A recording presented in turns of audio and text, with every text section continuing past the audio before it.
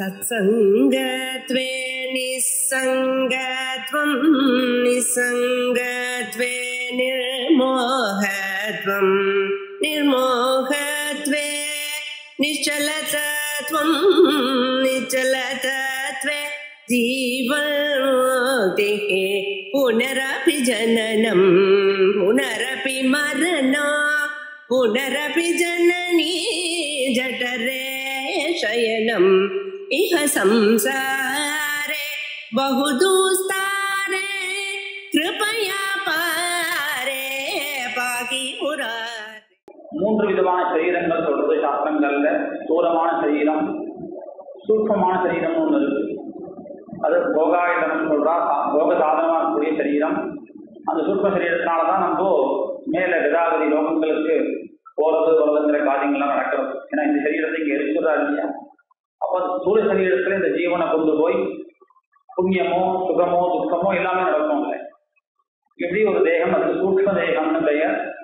இது ரெண்டுத்துக்கும் காரணமான ஒரு தேகம் உண்டு, அது காரண தேகம்னு பெயர். இப்படி மூன்று விதமான தேகங்கள் இருக்கு. இந்த மூன்று தேகங்களும் தன்னுடைய இல்லையேன்னு நினைச்சுப்பார் யாரு? ஞானியா இருக்கக்கூடியவன். எப்படி பாம்பு தன்னுடைய தோலை, உரிச்ச தோலை தன்னுடைய தோல் நினைக்காதோ அது போல, மேலும் அகிலர்வியநாசாது தேகநாசோ அகேர்நாசோ யதாமி. இன்னொரு விஷயத்தையும் சொல்றார். அந்த பாம்பு தோல் உரிச்சது இல்லையா, அந்த பாம்பு தோல் ஒருவேளை உரிச்சு அது ஏதோ நெருப்பு பிடிச்சி போயிடுத்து வச்சுக்கோங்க, இல்ல பாம்பு தோல் உரிச்சதுனாலேயே அந்த பாம்பு செத்து போயிடுத்து நடத்தலாமா? அது ஆகலையே. தன்னுடைய தோல் உரிஞ்சதுனால தன் சரீரம் தானே இருக்கு. தோலுங்கிறது அதனுடைய சரீரம். அதனுடைய தோல் உரிஞ்சதுனால பாம்பு எப்படி அழியலையோ அது போல தேகத்ரய விநாசேன ஆத்மநாசா ததாபவே. இந்த தேக நாசத்தினால ஐயோ அவர் போயிட்டார் அவர் போக மாட்டார். சரீரம் காரியம் பண்ணல, அவ்வளவுதான். அப்போ அவர் தான் இருக்கார். அவர்னு சொல்லக்கூடிய வஸ்து என்னதுன்னு புரிஞ்சுக்கலைங்கதான் கஷ்டம். அவர் போயிட்டார், அவர் பிறந்தார், அவங்க இருக்கார், இங்க இருக்கார் அப்படின்னு சொல்லிட்டு அந்த அவர்னு எது சொல்றோம் அங்கெல்லாம் ரொம்ப சமப்படுறார் கௌரபாதார். அந்த அவர் நான் சொல்லியிருக்கார், நான் சப்தத்துக்கு யார் அர்த்தம் அதை புரிஞ்சுக்காம சமப்பட்டு இருக்கோம். அதனால அவர் ஞானியா இருக்கக்கூடியவர் இந்த சரீரத்தை தான் நினைக்கவே மாட்டார். அதனால இந்த சரீரம் எரிஞ்சுடுத்து போயிடுத்து அப்படின்னா தான் போயிட்டேன்னு நினைக்கவே மாட்டார். தேகத்ரய விநாசேன. ஏன் அவர் நினைக்க மாட்டார்? அவர் ஆத்மஸ்வரூபமா இருப்பதனால அவர் நினைக்க முடியாது. ஏன்? ஆத்ம நாசகா ததா பவே.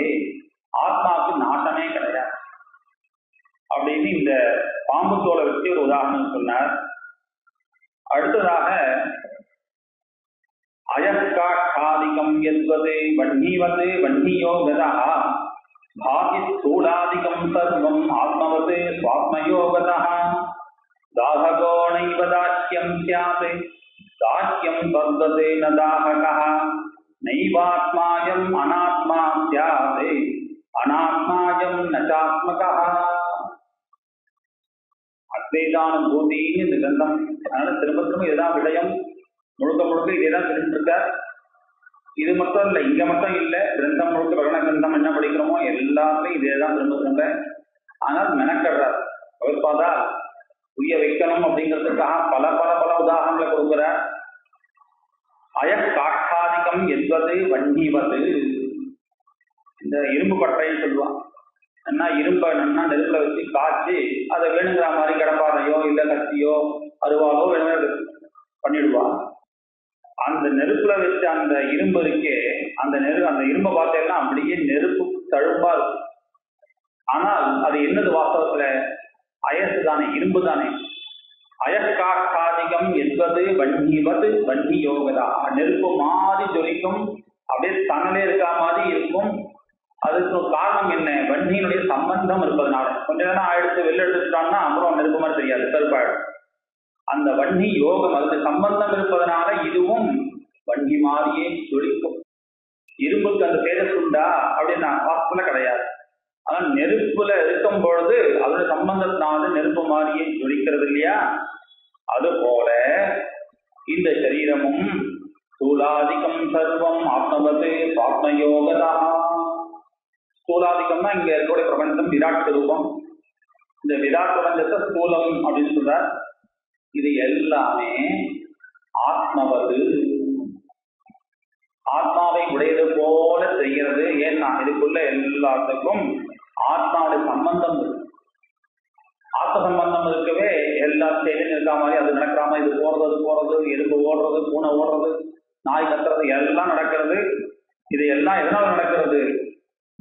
ஆத்ம யோகதா, ஆத்மாவோட சம்பந்தம் இருக்கவே இதெல்லாம் நடக்கிறது.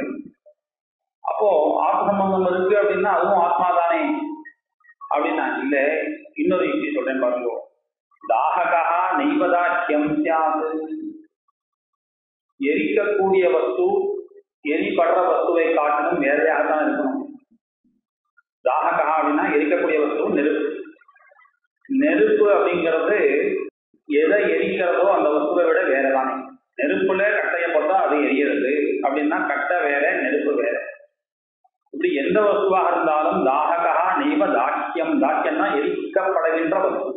ஸோ நெருப்பு காட்டிலும் இந்த எரிக்கப்படுற வஸ்து எப்படி வேறையோ அதே மாதிரி தாக்கியம் தத்வதுன தாககா, அதே திரும்ப உள்டாவா சொல்ற. அந்த கட்டை நெருப்பை விட எப்படி வேறையாக தெரியுமோ, வேறையாக இருக்கோ வாஸ்தவத்துல, அது போல நெய்வாத்மாயம் அனாத்மா சியாது அனாத்மாயம் நச்சாத்மகா, தெரியக்கூடிய இந்த பிரபஞ்சம் இருக்கே இது ஆத்மா கிடையாது, ஆத்மாவும் பிரபஞ்சம் கிடையாது. இதுக்கு சாஸ்திரங்கள்ல அனாத்மான்னு விவகாரம் பண்றோம். ஆத்ம பின்னம். ஆனால் இது எல்லாம் தெரியக்கூடிய வஸ்துக்கள் நம்ம எதெல்லாம் சொல்லிட்டு இருக்கோமோ இது எல்லாத்தையும் அனாத்மா. ஏன்னா அந்த ஆத்மா போயிடுச்சுன்னா அப்போ அந்த பூனை ஓடாது, ஓடிண்டே இருக்குது அப்படின்னா போயிடுச்சு. என்ன போயிடுச்சு? சரீரம் இருக்கே, பூனை தான் செய்யறது. ஏன் அது இப்ப நகரலை அப்படின்னா உள்ள இருந்த ஆத்மா இப்ப இல்லை. அப்போ சரீரம் என்னது? அந்த பூனைங்கிற சரீரம் இருந்ததே அது அனாத்மா, ஜடமான வஸ்து. எல்லாம் ஆனா சைத்தன்யம் இல்லாதது எல்லாமே அனாத்மா தான். அப்போ சைத்தன்யம், அப்போ இதெல்லாம் நாங்கள்லாம் இருக்கோமே, நம்ம எல்லாரும் தான் சமப்படுற சித் ஸ்வரூபம் அப்படிங்கிறது, சைத்தன்யம் அப்படிங்கிறது பிரம்மத்தினுடைய சொரூபமாச்சே. அதை தவிர உலகம் நம்ம எதை சொல்லிட்டு இருக்கோமோ அது எல்லாம் ஜட காரியமாகும். மாயினுடைய காரியம் மாயா அப்படின்றதுக்கு சாஸ்திரங்கள்ல பிரதானம் இல்லை அவ்யக்தம் சொல்றா. ஆனா கணம் பிராதானிக்கம், இது ஒரு பாகவதத்துல இது எல்லாம் பிராதானிக்கம் கணம், பிரதானத்தினுடைய குரூப் அப்படின்ட்டு எல்லாம் சகல பிரபஞ்சம் எதை சொல்லிட்டு இருக்கோமோ எல்லாம் பிராதானிக்கம் கணம், பிரதானத்தினுடைய ஒரு சமூகம். அதனால எல்லாம் ஜடம். அப்போ அச்சித்தான வஸ்து எது அப்படின்னா சைத்தன்யமான வஸ்து பிரம்மம் மட்டுமே. அப்போ இது எல்லாம் நம்ம எதெல்லாம் உலகத்தை சொல்லிட்டு இருக்கோமோ இது எல்லாம் அனாத்மா. இந்த அனாத்மாவான வஸ்து ஆத்மாவாக ஆக முடியாது, ஆத்மா அனாத்மாவாகவும் ஆக முடியாது. நெருப்பு கட்டையாக மாறாது, கட்டை நெருப்பாக ஆக முடியாது. ஏன்னா இது தாககம், எரிக்கக்கூடியது, அது எரிபடுகிறது அப்படின்னு சொன்னார். மேலும் பிரமேயாதித்ரயம் சார்த்தம் பானுனா கடகுட்யவது ஏன பாதி சயேவாகம் பிரமேயாதி விலட்சணா. முதல்ல ஆத்மா தவிர ஒன்றும் கிடையாதுன்னு ஆரம்பித்த சித்தாந்தம் அத்வைதான்னு சொன்னார். அத்வயா அப்படின்னு ரெண்டாவது கிடையாது இருக்கும். ஆனா இப்ப பேசுற விஷயங்கள்லாம் ரெண்டாவது தான் பேசிட்டு இருக்கார். ஏன்னா நமக்கு ரெண்டாவது தான் நல்லா தெரியும், பரிச்சயமே இதுலதான். அவர் ரெண்டாவது எது இல்லை இல்லைன்னு சொல்லிட்டு இருக்காரோ அதுலதான் நமக்கு இருக்குன்னு திடமான நம்பிக்கை. அதனால அது இல்லைன்னு நம்ம அனுபவத்துல கொண்டு வரதுக்காக சமப்படுற. பிரமேயாதி திரயம் சார்த்தம் பானுனா கடகுத்தியவது, பிரமா பிரமேயம் பிரமாணம் அப்படின்னு 3 விஷயங்கள். ஒரு விஷயத்தை இப்ப நான் இந்த மைக்கை பாக்குறேன் அப்படின்னா இது இந்த மைக் இருக்கு, இது பிரமேயமான வஸ்து. இது இருக்குங்கிற ஞானம் இருக்கு, அதுக்கு பிரமாண பெயர் பிரத்யக்ஷ ஞானம் சொல்றோம். நான் இதை பார்த்துட்டு ஒவ்வொரு மைக் இங்க இருக்கு அப்படின்னு நான் தெரிஞ்சுக்கிறேன் இல்லையா, அதுக்கு அந்த ஞானத்துக்கு பிரமாண பெயர். இந்த ஞானம் எப்படி எனக்கு உண்டாச்சு? இதை பார்க்கிறேன், கண்ணால பார்த்துட்டு இந்த மைக் இங்க இருக்கு அப்படின்னு தெரிஞ்சுக்கிறேன். அந்த கண் அப்படிங்கிறது பிரமாணம் அப்படின்னு சொல்றோம். ஸோ பிரத்யக்ஷத்துக்கு பிரமாணமாக இந்த கண், அதனால் ஏற்படக்கூடிய ஞானம் பிரமா. அந்த பிரமாக்கு எது விஷயமா இருக்கோ இந்த மைக்குங்கிற வஸ்து இதுக்கு பிரமேயம். இப்படிங்கிற இந்த 3 விஷயங்கள் லோகத்தில் நம்ம எல்லாத்தையும் அப்ளை பண்ணி பார்க்கலாம். நம்ம இதெல்லாம் தெரிஞ்சுக்கிறோம் சொல்றோமோ அது எல்லாரும் பிரமாணம் ஒன்று வேணும். அந்த பிரமாணத்தினால நமக்கு பிரமாவுக்கு விஷயமா இருக்கக்கூடிய பிரமேயம் அப்படிங்கிற இந்த 3 விஷயம் இருக்கே, இந்த 3 நமக்கு இருக்கும்படியாக தெரிகிறது. பிரமேயாதித்ரயம் சார்த்தம் எப்படி தெரிகிறது? பானுனா கட குத்தியவது, சூரிய பிரகாசம் இருக்கவே கண்ணுங்கிற இந்த இந்திரியத்தினால இந்த வஸ்துவை பார்த்து இந்த வஸ்துவானது இருக்கு நம்ம தெரிஞ்சுக்கிறோம் இல்லையா? அப்போ அந்த சூரியனுடைய பிரகாசத்தினால இதெல்லாம் இருக்கு நம்ம கண்ணால தெரிஞ்சுக்கிறோம். வெளிச்சமே இல்லை, பிரகாசமே இல்லை அப்படின்னா இந்த கண்ணு இந்த வஸ்துவை பார்க்கவே முடியாது. அப்போ பானுனா சூரியனாலத்தான் இந்த 3 பிரமேய பிரமாணங்கிற 3 விஷயம் எப்படி சார்த்தமாக ஆனதோ சபலமாக ஆனதோ அது போல ஏனபாதிதயேவாஹம் பிரமேயாதி விலட்சணா, இது எல்லாம் ஏனபாதி உலகத்துல இதெல்லாம் எந்த வஸ்துவினால தெரியறதோ அவன்தான் நான். தயேவாஹம் சூரிய வெளிச்சத்தினால குடம் இருக்கு, இந்த ஷவர் இருக்கு, மைக் இருக்குன்னு தெரிஞ்சுக்கிற மாதிரி, வெளிச்சத்தினால தெரிஞ்சுக்கிற மாதிரி இந்த பிரபஞ்சத்தை நம்ம தெரிஞ்சுக்கிறோம் இல்லையா? எதனால தெரிஞ்சுக்கிறோம்? ஆத்மா இருக்கவே. அதனால இந்த ஆத்மா உள்ள இல்லை அப்படின்னா இந்த சரீரத்துல நீங்க நெருப்ப கொட்டினாலும் ஒன்றும் தெரிய போறது. ஆஹா, நேற்று வரைக்கும் சொல்றதுன்னு சொன்னவர் இன்னைக்கு நெருப்ப கொட்டினாலும் பேசாம இருக்காரை படுத்த இந்த கருத்தே இல்லை. இப்ப என்ன வித்தியாசமா? உள்ள ஆத்மா இல்லை. அப்ப இது நெருப்பு சுடும். இப்ப அரிசி சாதம் கொடுத்தா சாப்பிடணும் அப்படின்னு நேற்று வரைக்கும் நினைச்சா வாயில ஒண்ணா சாப்பிட்டு இருந்தார், இப்போ அரிசி கூட சாப்பிட மாட்டேங்கிறார். அப்போ அந்த ஆத்மா இல்லை. அந்த ஆத்மா இருக்கும்போது இதெல்லாம் தெரிஞ்சது, இது பண்ணணும் இப்படி பண்ணணும் அப்படிங்கிற விவகாரம் எல்லாம் தெரிஞ்சது. அதனாலதான் என்ன சொல்லும் பொழுது பேர்பட்ட விஷயங்கள், ஆகாசம் எப்பேற்பட்டது, அக்னி எப்பேற்பட்டது, வாயு பஞ்சபூதங்களும், ஆனா ஆகாசத்துக்கு தான் இருக்கும்னு தெரியாது. காத்து எப்பயும் பிரபஞ்சனான்னு பேர், மழையே அசைஞ்சிருவார். ஆனா மழைக்கு அந்த காத்துக்கு தான் இருக்கும் தான் பண்றவங்கலாம் தெரியாது. ஏன் தெரியாது? அது ஜடமான வஸ்து. ஆனா எதுக்குமே இது எல்லாம் நமக்கு தெரிகிறது. காத்தடிக்கிறது, மழை பெய்யறது, இங்க நெருப்பு எரியறது, இது எல்லாம் நமக்கு தெரிகிறது. நெருப்புக்கு தான் எரிஞ்சிருக்கும் தெரியாது. எல்லாம் நமக்கு தெரிகிறது. நமக்கு என்ன அர்த்தம்? சைத்தன்யமான ஆத்மாவுக்கு தெரிகிறது. அதனால நம்ம எல்லாரோட பெரியவன், ஆகாசத்தை விட நம்ம பெரியவன் ஏன் சொல்லணும்னா இது எல்லாம் நமக்கு தெரியறதே. அப்போ நமக்கு தெரியறதுங்கிற ஒரு காரணத்தினால ஆத்மா சர்வத்தை காட்டிலும் பெருசு அப்படின்னு ஆச்சு. பிரமேயாதி திரயம் சார்த்தம் பானுனா கடகுட்டியவது. வெளிச்சம் இல்லையோ சொன்னோம் இல்லையா?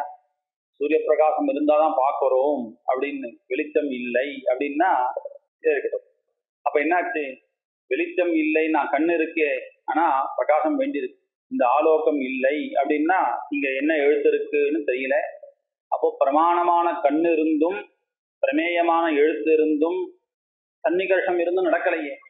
அப்ப இதெல்லாம் எதனால தெரிஞ்சது? வெளிச்சம் ஒன்று இருக்கவே கண்ணு இதை பார்க்கறதுன்னு ஆறுது இல்லையா? அது போல உலகம் முழுக்க, பிரபஞ்சம் முழுக்க நம்ம தெரிஞ்சுக்கிறோம்னா எதனால இதெல்லாம் தெரிஞ்சுக்கிறோம்? ஆத்மா உள்ள இருக்கவே. அதனால யோந்த பிரவிஷ்ட மமவாதம் இமாம் பிரசுப்தாம் அப்படின்னு சொல்றார் திருவன். உள்ளுக்குள்ள ஆத்மா இருக்கவே தான் பேச முடிகிறது, உள்ளுக்குள்ள ஆத்மா இருக்கவே தான் பார்க்க முடிகிறது. எல்லாம் உள்ளுக்குள்ள ஆத்ம சைத்தன்யம் இருக்கவே தானே. அந்த ஆத்ம சைத்தன்யம் இல்லை அப்படின்னா இது பார்க்காது கேட்காதுன்னு ஆயிடுச்சு இல்லையா? அந்த வஸ்து நான் அப்படின்னு பகவான் இங்க பகவத்பாதா சொல்றால், ஏனபாதி சயேவாகம் பிரமேயாதி விலட்சணா. நான் பிரமேயாதி விலட்சணா, இந்த 3 விதமான வஸ்துக்களுக்கும் வேறுபட்டவன் அப்படின்னு சொல்லி இன்னொரு உதாரணம் சொல்றார். பிஷ்டாதி குல சம்பர்க்காது குலவதே பிரீதிமான் யதா ஆத்மயோகா பிரமேயாதி ஆத்மவதே பிரீதிமான் பவேத். பிஷ்டாதி குல சம்பர்க்காத், நமக்கு எல்லாத்துலயும் ஒரு பிரீதி இருக்கே, சந்தோஷமானது ஏற்படுறதே இல்லையா? இந்த வஸ்து பார்த்தா அந்த வஸ்து பார்த்தா என்னுடையது, இது என்னுடைய புத்தகம், என்னுடைய வஸ்து அப்படிங்கிறதோ, என்னுடைய குடும்பம் என்னுடையது, என்னுடைய தேசம் எதுனா இருக்கட்டுமே, எப்படி என்னுடைய நாடு, என்னுடைய கிரந்தம் அப்படிங்கிற எல்லாத்தையும் பிரீதியை காண்பிக்கிறோம் இல்லையா? இந்த பிரீதியானது ஏற்படுறதே அப்படின்னா அங்கேயும் அந்த பிரீதிக்கு காரணம் அங்கேயும் ஆத்மா இருக்கவே தான்ப்பா அப்படின்னு நீங்க சொல்றார். பிஷ்டாதி குல சம்பர்க்காது குலவதே பிரீதிமான்யதா. பிஷ்டாதி ஏதோ மாவு செஞ்சு வச்சிருக்கா, கோதுமாவோ இல்லை இந்த பொரிமாவும் சொல்லுவா பழைய காலத்துல. அரிசியை வறுத்து நல்லா புழுங்கரிசிய, அந்த மாவுல இனிப்பு உண்டா? கிடையாது. அதனால அந்த மாவுல கொஞ்சோண்டு வெல்லத்தை கலந்து கொடுப்பா. இப்ப அந்த மாவை சாப்பிட்டா இனிப்பா இருக்கிற மாதிரி இருக்கு. இப்ப இந்த இனிப்பு எங்கேருந்து வந்தது? மாவுல தனியா இனிப்பு, அந்த வெல்லம் தனியா தெரியாது. ஆனா மாவு உருண்டையா அதை உருண்டு சாப்பிட்டோம் அப்படின்னா இனிப்பா இருக்கே அப்படின்னா குலபத்து பிரீத்திமான்யதா, அந்த குலம் இருக்கவே, குடம் அந்த அந்த வெல்லமானது இருக்கவே அது பிரீத்திமான், சந்தோஷமா இருக்கு, இனிப்பா இருக்கு. அது போல உலகத்துல ஆத்ம யோகா பிரமேயாதிஹி ஆத்மவத்து பிரீத்திமான் பவேத், ஆத்ம சம்பந்தம் இருக்கவே இந்த எல்லா விஷயங்களும் நமக்கு பிரீத்திக்கு விஷயமாக ஆறும். உபநிடத்துல ஆத்மனஸ்வகாமாய சர்வமிதம் பிரியம் பவதி அப்படின்னு சொல்றார். ஆத்மா இருக்கவே ஆத்மா காம, தந்த ஆத்மா கிட்ட ஆத்மாங்கிறது பிரியமான வஸ்து. ஆத்மாவுக்கு 3 குணங்கள் சொல்றார். லோகத்துல 5 விஷயம் சொல்றா இல்லையா? இந்த 5 விஷயத்துல ஆத்மாவுடைய சுரூபமாக, பிரம்மத்துடைய விஷயமாக அஸ்தி பாதி பிரியம் அப்படின்னு, அஸ்தி பாதி பிரியம் இது 3ம் பிரம்ம விஷயமானது. ரூபம் நாம இது அம்ச பஞ்சகம்னு ஒரு ஸ்லோகம் உண்டு. உலகத்துல எந்த ஒரு விஷயம் எடுத்துனாலும் இருக்கு அப்படின்னு முதல்ல, அப்புறம் தெரியறது, அப்புறம் பிரியம்னு ஒரு விஷயம். அந்த பிரியம் அப்படிங்கிறது ஆத்மாவனுடைய குணம் சொல்றார். ஆத்மனஸ்து காமாய, அந்த பிரியம் தன்னுடைய குழந்தை, தன்னுடைய பையன், தன்னுடைய குடும்பம், தன்னுடைய வீடு அப்படிங்கும் பொழுதுதான் பிரியம் ஏற்படுறது. தன்னுடையது இல்லையே வச்சுக்கோங்க, அதே குழந்தை தான், அதே விஷயம், தான் குழந்தை ஃபர்ஸ்ட் மார்க் வாங்கி வந்தா அப்படின்னா சந்தோஷமா இருக்கு. பக்கத்தாத்து குழந்தை அந்த மார்க் வாங்கியிருக்கான் அப்படின்னா கொஞ்சம் மனசு சேஷமா இருக்கு, நம்ம குழந்தை அவ்வளவு மார்க் எடுக்கலையே அப்படின்ட்டு. அப்போ ஆத்மனஸ்து காமாய, இந்த தன்னுடைய பிரீத்திக்காக எல்லாமே பிரீத்தியாக இருக்கு. இப்படிதானே உலகம். இந்த பிரீத்திங்கிறதோ இருக்குங்கிறதோ தெரியறது அப்படிங்கிறதோ பிரம்மத்தினுடைய ஸ்வரூபம், பிரம்மத்தினுடைய அம்சம். நாம ரூபம் அப்படின்னு இந்த பெயர் என்ன உண்டோ, உருவம் என்ன உண்டோ, இது ஜெகத்தினுடைய அம்சம். ஆனா இந்த நாமரூபம் அப்படிங்கிறது நஸ்வரமானது, அனித்தியமானது. உதாரணத்துக்கு சொல்லணும் அப்படின்னா, ஒரு மண்ணில இருந்து தயார் பண்ற ஒரு குடத்தை அப்படின்னா, அந்த மண்ணினுடைய காரியமாக என்ன உண்டாச்சோ அந்த உண்டான அந்த வஸ்துவுக்கு ஒரு ரூபம் இருக்கு. எப்படி உண்டாச்சுன்னா அது குடம், எப்படி உண்டாச்சுன்னா அகல், இன்னும் கொஞ்சம் பெருசா ஆச்சுன்னா அதுக்கு மடக்கு, இப்படி ஒரு பேர் வைக்கிறோம். ரூபமும் தெரியறது, அதுக்கு ஒரு பெயரும் இருக்கு. இந்த நாம அப்படிங்கிற பெயரோ ரூபம் சொல்லக்கூடிய அதனுடைய ஒரு உருவமோ இது ரெண்டும் முக்கியமானது கிடையாது. ஏன்? இது உடஞ்சி படுத்து வச்சுக்கோங்க, அப்போ ரூபம் இருக்குமா? அதுக்கு ரூபம் பானை உடஞ்சி படுத்துனா அப்புறம் வெறும் மணல் தானே, மண்ணு தானே. அப்போ அந்த மண்ணுக்கு என்ன பெயர்? மண்ணுன்னு தான் பெயர், தொடர்ந்து பேர் கிடையாது, பானைன்னு பேர் கிடையாது. அப்போ பானைங்கிற பெயரும் அந்த ரூபமும் சாஸ்வதம் இல்லை. சாஸ்வதமான விஷயம் என்ன? மண்ணு இருக்கு, பானை இருக்கு. பானையா இருக்கும் பொழுதும் இருக்கு சொன்னோம் இல்லையா? பானை இருக்கு, இப்போ பானை இல்லை. என்ன இருக்கு? மண்ணாக இருக்கு. இப்படி எங்கெல்லாம் நம்ம இருக்குன்னு சொல்றோமோ அதெல்லாம் அந்த வஸ்துவனுடைய விஷயம் இல்லை. அங்கெல்லாம் என்ன இருக்கு? பிரம்மம் இருக்கு. தெரியறதே பிரம்மந்தான் தெரியறது அப்படின்னு அஸ்தி பாதி பிரியம் அப்படிங்கிறது பிரம்மத்தினுடைய அம்சமாக எடுத்துக்கணும்னு சொல்றார். அதுதான் இங்கேயும் ஆத்ம யோகா பிரமேயாதிகி ஆத்மவத்து பிரீத்திமான் பவே, ஆத்மவத்தாக இருக்கவே அங்க பிரியமானது காண்பிக்கப்படுறது. அழகான ஸ்லோகம் பதகோவிந்த முகமுத்கரத்துல சொல்லும் பொழுது பகவத்பாதால் இதே விஷயம்தான். அங்க விஷயம் ஒண்ணுதான், ஒவ்வொரு இடத்தையும் ஒரு மாதிரி சொல்ற. அங்க சொல்லும் பொழுது பத்னியாக இருந்தாலும் தஸ்மின் கேஹே பாரியாபிபதி தஸ்மின் தேஹே அப்படிங்கிற, நேற்று வரைக்கும் ஆத்துக்காரர் அப்படின்னு சுசுரூஷ பண்ணிட்டு இருந்த அதே பத்னி இன்னைக்கு அவர் தவறிட்டார் அப்படின்னு உடனே ராத்திரி எடுத்துருவேலா அப்படின்னு கேட்கிறா. இன்னைக்கு தனியா அந்த சரீரத்தோட இருக்கிறதுக்கு அவ பயப்படுறாளே. தஸ்மின் பிப்யதி பாரியாகே தேஹே, பாரியை இத்தனை வருஷம் குடும்பம் நடத்திருக்கா, ஆனா இன்னைக்கு அங்க அந்த பிரான் ஆத்மா இல்லை அப்படின்னா அந்த சரீரத்துல பயமானது ஏற்படுறது. ஏன்? அப்ப பிரியம் எங்க காண்பிச்சுட்டு இருந்தா பத்னி அப்படின்னா, பிரியமா அவ காண்பிச்ச பிரியமானது அந்த சரீரத்துல இல்ல, அதுல இருந்த ஆத்மாவிடத்துல அப்படின்னு தெரியாது இல்லையா? அதனால எல்லா இடத்துலையும் ஆத்மவத்து ஆத்மாவோட இருப்பதனால, ஆத்மா பரபிரம்மம் இருப்பதனாலதான் ரீதிமான் பவேத் அப்படின்னு சொன்னார். அடுத்தது நமக்கு இன்னும் புரியும்படியாக நமக்கு அடுத்த இதை இது வரைக்கும் சொன்ன விஷயங்கள் ஜடமான விஷயத்தை வச்சுன்னு சொன்னார். எது பிரபஞ்சம் அப்படிங்கிறது ஜடம். இந்த ஜடமான விஷயத்தை வச்சுட்டு நமக்கு ஜடமான வஸ்துல பிரபஞ்சத்துல நமக்கு இருக்குங்கிற தோன்ற எண்ணமோ இல்ல இதுல தெரியக்கூடிய பிரியமோ இதெல்லாம் ஆத்மாவுடைய காரணமாகத்தான் சொன்னார். அடுத்தது ஜீவாத்மா பரமாத்மாங்கிற பேதம் இருக்கு இல்லையா? நாமெல்லாம் ஜீவாத்மாக்கள் அப்படின்னு சைத்தன்யமுடைய இத்தனை பேரும் ஜீவாத்மாக்கள். நம்ம பரமாத்மாவை பத்தி தெரிஞ்சுக்கணும்னு ஆசைப்பட்டு உட்கார்ந்து இருக்கோம். அப்போ நம்ம விட அந்த விஷயம், நம்ம தெரிஞ்சுக்க வேண்டிய விஷயம் வேற அப்படிங்கிற எண்ணம் நமக்கு இருக்கும் இல்லையா? இருந்தாலும் அப்படி இருந்தாலும் கூட பேதம் இல்லைன்னு சொல்றார். எப்படி அது பேதம் இல்லை சொல்ல முடியும்? நானாபிதேஷு கும்பேஷு வசத்யேகம் நபோ யதா நானாபிதேஷு தேகேஷு தத்வத்யேகோ வசாம்யஹம். நானாபிதேஷு கும்பேஷு, ஒரு கோயவனார் நிறைய ஒரு 100 பானை பண்ணி வச்சிருக்கார். 100 பானையிலையும் 100 பானை வச்சுட்டு உள்ள கை விட்டா அந்த ஆகாசம் இருக்கு இல்லையா? இப்ப எத்தனை ஆகாசம் இருக்கு? ஒவ்வொரு பானையிலையும் ஒவ்வொரு ஆகாசம். இப்படி நானாபிதேஷ கும்பேஷு, பலவிதமான அந்த பானைகள்ல நிறைய ஆகாசம் இருக்காம தெரியறதோ இல்லையோ, ஆனால் எத்தனை ஆகாசம் இருக்கு? வசதி ஏகம் நபோ யதா, ஒரே ஆகாசம்தான் இருக்கு. வாஸ்தவத்துல ஒரே ஆகாசம்தான். அந்த ஒரே ஆகாசமானது பலவித கும்பங்கள்ல எப்படி இருக்கு, இந்த குடத்துல உள்ள ஆகாசம் அந்த குடத்துல உள்ள ஆகாசம்னு தோன்றதோ, ஆனால் இருக்கக்கூடியது ஒரே ஆகாசமோ, அது போல நானாபிதேஷு தேகேஷு தத்வத் ஏகஹா வசாம்யஹம். பலவிதமான சரீரங்கள், மனுஷியால் மட்டும் இல்லையே, தேவ சரீரங்கள், அசுர சரீரங்கள், மிருகங்கள், பட்சிகள், எல்லா சரீரங்கள்லையும் நான் ஒருத்தனே. வசாம்யஹம் ஏகஹா வசாம். அந்தர்யாமி பிராமணன் சொல்லுவார். தீஷா புராண சூத்திர பாஷ்யத்துல நிறைய அதிகரணங்கள், பூமாதிகரணம், இப்படி அந்தர்யாமியாக பகவான் எல்லா இடத்துலையும் தான் ஒருத்தனே இருக்கேன். அப்போ தான் ஒருத்தனே இருக்கேன்னு இங்க பகவத்பாதால் வசாம்யகம்னு சொல்றார். ஸ்லோகம் சொல்றவரோ பகவத்பாதால். வசாம்யகம்னு பகவத்பாதால் எல்லாத்தையும் இருக்கேன்னு சொல்றாருன்னா அப்படி இல்லை.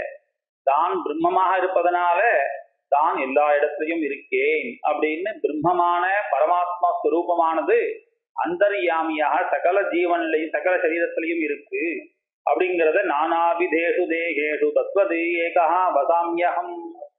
அதனால ஜீவாத்மா பரமாத்மாங்கிற பேதமும் தப்பு. அதனால பிரபஞ்சம் வேற ஆத்மா வேற அப்படிங்கிறது இல்லைன்னு சொன்னார்.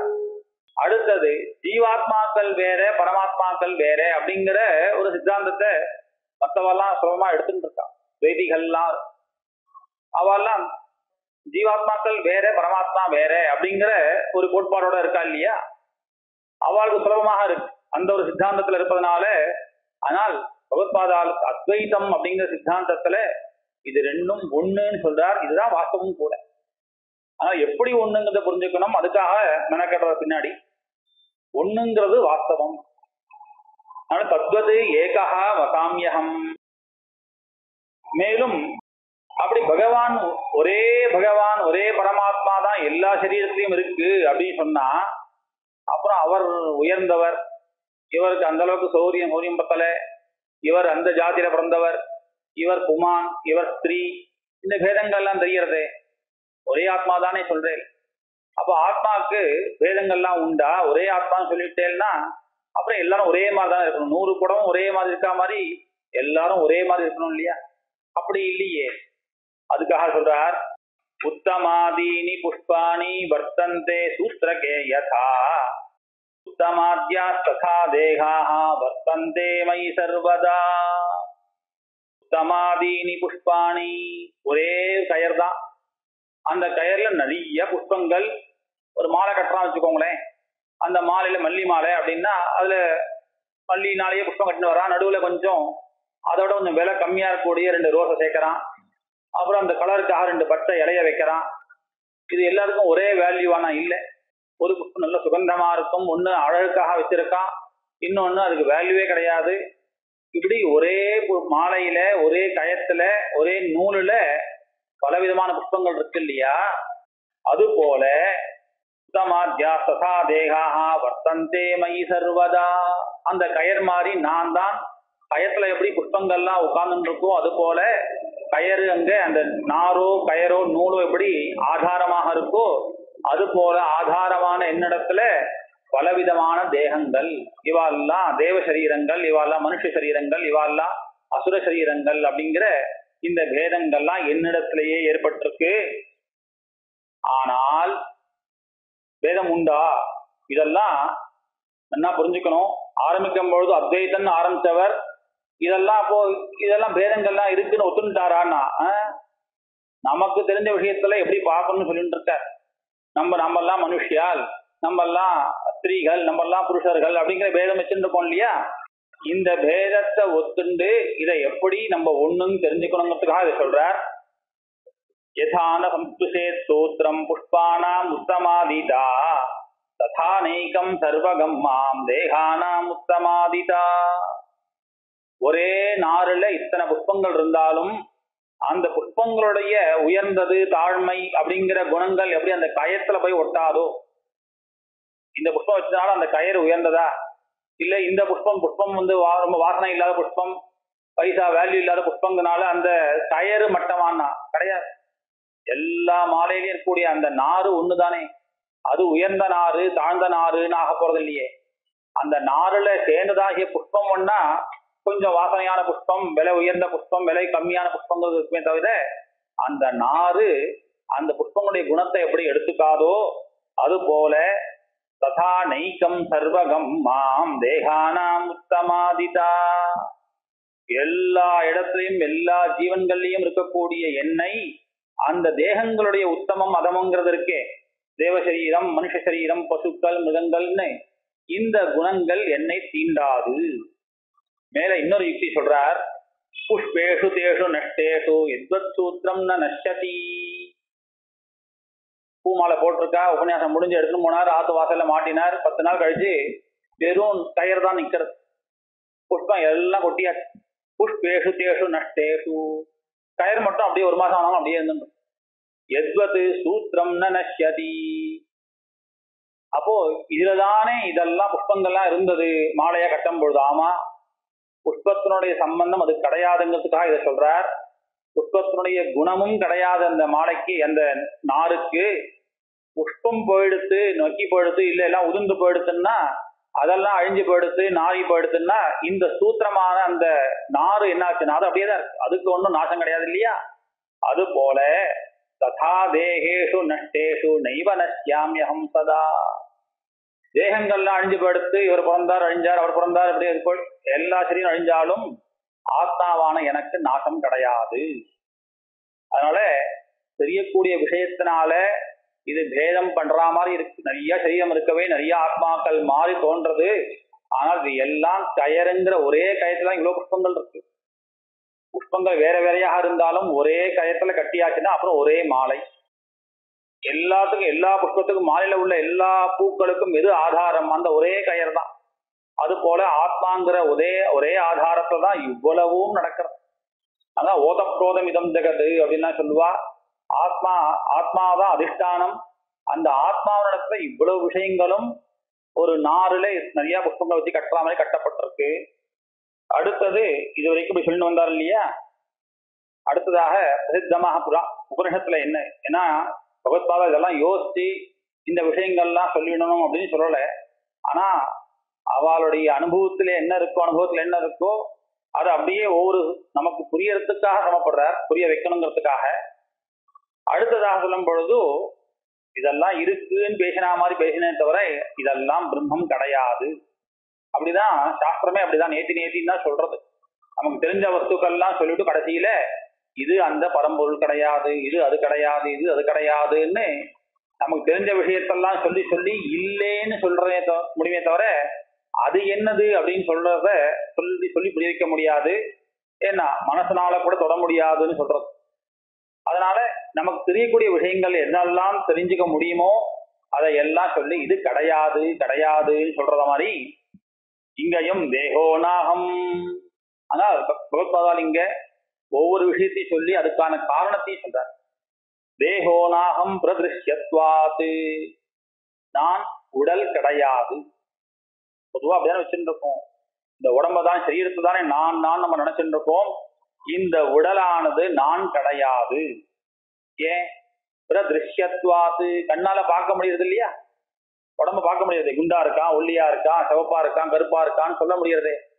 இத காண முடியறது அப்படிங்கிறதுனாலேயே நான் கிடையாது. பௌதிகத்வான சேந்திரியம். அப்ப இந்திரியமா அப்படின்னா இந்திரியம் நான் கிடையாது. ஏன்? அதெல்லாம் பூதங்கள்லேருந்து பஞ்சபூதங்கள்லேருந்து உண்டானதுனால பௌதிகத்வாது நச்சேந்திரியம் பிராணோ நாகம். அப்போ பிராணனா இதெல்லாம் பஞ்சமய கோஷம் சொல்றாரு இல்லையா? அப்போ இந்திரியங்கள் இல்லை அப்படின்னா சரீரம் இல்லை, அப்புறம் இந்திரியம் இல்லை, அப்புறம் பிராணன் தான் நானும். பிராணன் இருக்கு எப்படி நமக்கு? அப்ப ஆத்மா யாரு அப்படின்னா பிராணன் அப்படின்னா பிராணனும் நான் கிடையாது. ஏன்? பிராணோ நாகம் அநேகத்வாத்து. பிராணன் ஒரே மாதிரி இல்லையே. ஒரு காத்து நமக்கு உயிரை தர்றது, இன்னொரு காத்து நமக்கு உயிரை எடுக்கிறது. அப்போ பஞ்சவிதமான பிராணங்கள் சொல்லுங்க, பிராணோ பான அபான வியான உதான சமானம்ட்டு. அப்போ இந்த இது தவிர இன்னொரு 5 இருக்கு. நாகா அப்படின்னு, கூர்மஹா அப்படின்னு, தனஞ்சயாலாம் சொல்லி இன்னொரு 5 பிராணங்கள் சொல்றார்.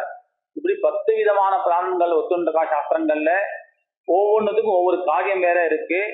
அப்போ பிராணஹாங்கிறது ஒரே வஸ்து இல்லை இல்லையா? பலவிதமான வாயு இருக்கிறதுனால அநேகத்வாது நாகம் பிராணஹா, நானும் ஒரே வஸ்துவானவன். மனஹா அடுத்தது மனோ பிரம்மே திவ்யஜானாத். பிராணோ பிரம்மே திவ்யஜானாத் சொல்லிட்டு அடுத்தது சாஸ்திரம் மனசுன்னு தெரிஞ்சுக்கோன்னு தபஸ் பண்ணிட்டு வர்றார். அவர் அப்பாவுடைய வார்த்தையினால தபஸ் பண்றார். மனசுதான் நான் இல்லை. உடனே போய் தபஸ் பண்ணுங்கிறார். சதபோதப்பதே சதபஸ்தப்வா அப்படின்னு தபஸ் பண்ணி ஒவ்வொரு விஷயத்தையும் பிரம்மம் இதுதான், ஆத்மா இதுதான் தெரிஞ்சுட்டு வரார். அதை எப்படி சாஸ்திரம் இல்லை இல்லை சொல்றதோ அதுதான் இங்கேயும் சொல்றார். மனோநாகம், நான் மனசும் கிடையாது. ஏன்? சலத்வதா, மனசுங்கிறது ஸ்திரமாக இருக்காது. சஞ்சலம் ஹிமன கிருஷ்ணா அப்படிங்கிறாங்க அர்ஜுனன் கீதையில.